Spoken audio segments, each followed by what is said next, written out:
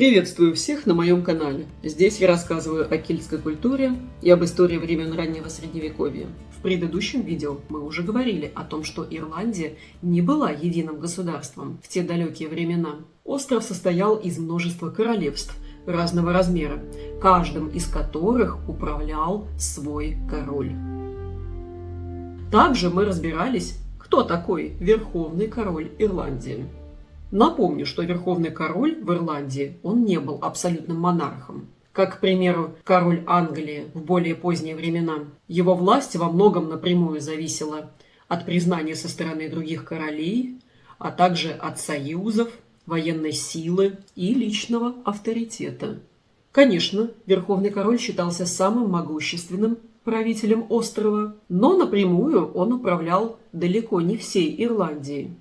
Поэтому этот титул можно условно назвать положением первого среди равных. Важную символическую роль в этом во всем играл холм Тара, традиционный центр верховной власти Ирландии, где проводились церемонии, коронация верховных королей и собрание знати. Но это не значит, что на холме Тара существовал какой-то постоянный совет королей Ирландии. Да, там проходили разные встречи и проводились собрания, но все же большинство вопросов управления решалось внутри отдельных королевств, их собственными правителями. Титул Верховного Короля не был просто наследственной привилегией. Чтобы добиться такого положения, нужно было заставить других правителей признать свое превосходство силой, дипломатией или политическим влиянием. Что ж, с этим разобрались, теперь перейдем к нашей основной теме. Сегодня мы поговорим об одном из самых известных верховных королей Ирландии, о Брайане Бару. По-ирландски его имя будет звучать как Бриан Бару. Этот правитель прославился тем, что ослабил власть скандинавских династий в Ирландии и сумел подчинить своему влиянию почти весь остров. Но обо всем по порядку. Брайан Бару родился в 941 году на территории нынешнего графства Клэр на юге Ирландии. Он происходил из рода Далкаш, рода, который позднее в русскоязычных источниках будут часто называть далкашинцы. Его отец Кеннетик Маклоркен из этого рода Далкаш правил на тот момент северной частью Манстера. Манстер – это по тем временам могущественное большое королевство на юге Ирландии.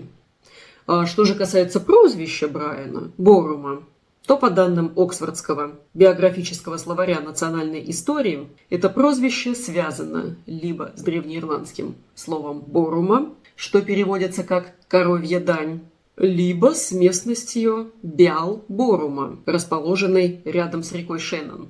Беал-Борума обычно переводят как устье коровьей дани или место сбора коровьей дани. Эта местность была важным пунктом контроля на реке Шеннон. Там могли собирать дань, следить за торговыми путями.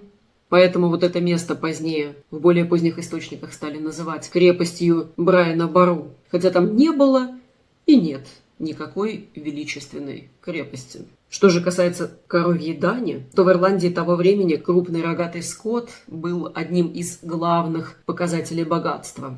Поэтому такая дань еще и означала признание власти одного правителя над другими. Так что происхождение прозвища Брайана Бару не такое уж и простое. Каждая из версий по-своему отражает его связь с властью и влиянием в средневековой Ирландии. Хотя Брайан принадлежал к знатной семье, но шансов взойти на трон у него практически не было, потому что у его отца было целых 12 сыновей, а Брайан был одним из младших. Поэтому, по традиции того времени, младшего из сыновей собирались отправить на обучение в монастырь. Но в 951 году его жизнь резко изменилась. Отец Брайана погиб во время конфликта с викингами, а власть перешла к старшему брату Брайана, Маугаману МакКеннетигу. Однако позже был убит и Маугаман. В последующие годы Брайан потерял и других своих братьев. Одни погибли в войнах с викингами, другие же стали жертвами междоусобных войн и конфликтов между ирландскими правителями. А особенно большую роль в возвышении рода Далкаш, которому принадлежал Брайан, сыграла река Шеннон, крупнейшая река Ирландии, и своеобразная магистраль острова. По ней активно передвигались торговцы, воины и викинги.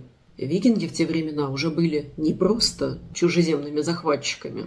Также они основывали уже крупные торговые города на территории Ирландии.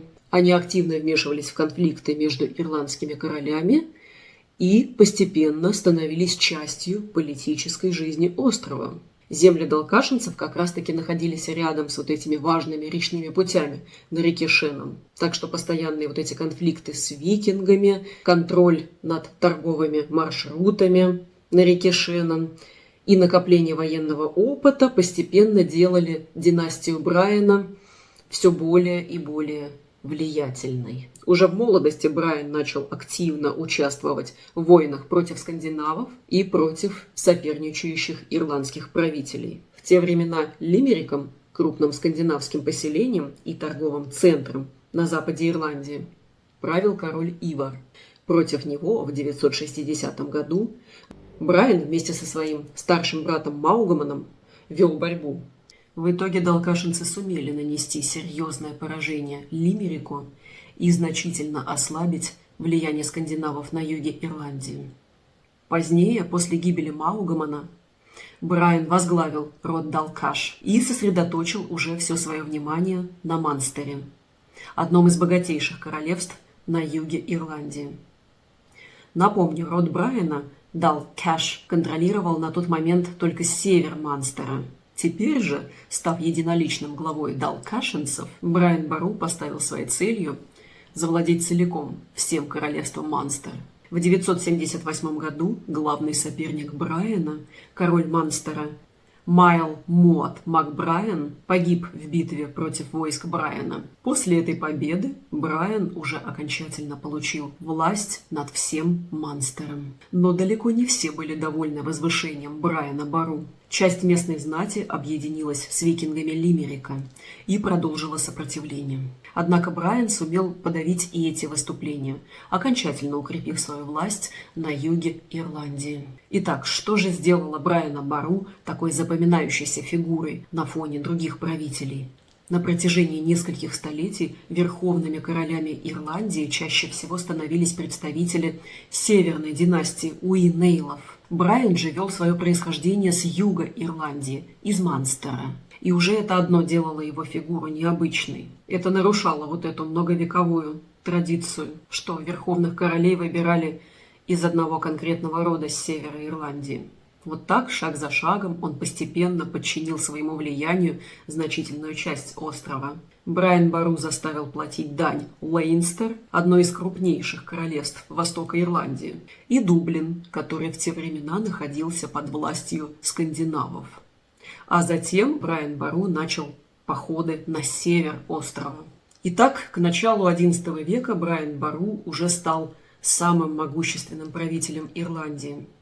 В итоге даже верховный король из династии Уинейлов Майл Шехнал Макдоунал признал его первенством. Так, к 1002 году Брайан Бару фактически стал верховным королем Ирландии.